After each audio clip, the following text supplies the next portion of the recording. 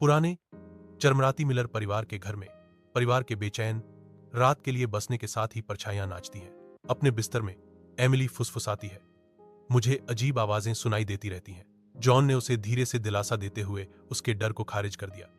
यह सिर्फ तुम्हारी कल्पना है, जानेमन, सो जाओ।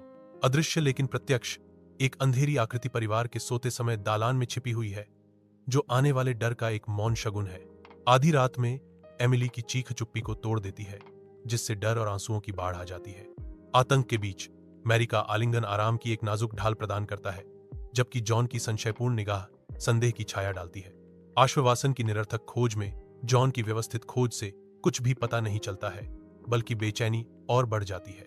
एक अस्पष्ट ठंडक कमरे में छा जाती है, क्योंकि एमिली आतंक से जकड़ी हुई उस छिपे हुए अंधेरे की ओर इशारा करती है, जहां अनदेखे डर बसे हुए हैं। शांत रसोई में मैरी की तन्हाई को हल्की फुसफुसाहटों और अशांत करने वाली गड़बड़ियों से विराम मिलता है, जैसे कि अनदेखी ताकतें काम कर रही हों।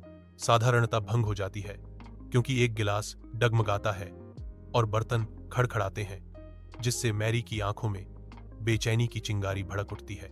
दहशत बढ़ती है, क्योंकि काउंटर से एक चाकू नीचे गिरता है, जो मैरी के पैर से बाल बाल बचता है, जिससे भयावह माहौल और बढ़ जाता है। पैरानोइया के जाल में फंसी मैरी पीछे हटती है।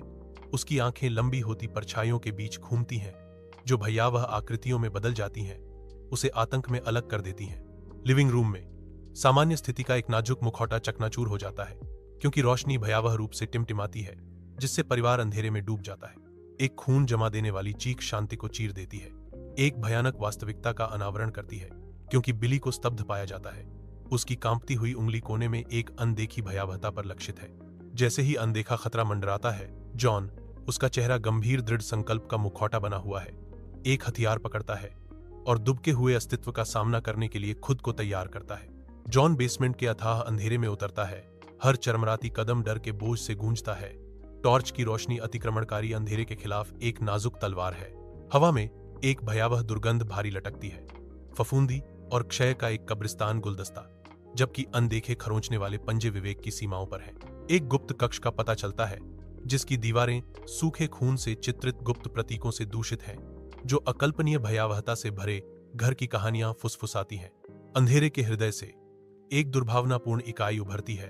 अराजक ऊर्जा का एक बवंडर जॉन पर हावी हो जाता है, जिससे वह अपने परिवार की खातिर परम आतंक का सामना करने के लिए मजबूर हो जाता है।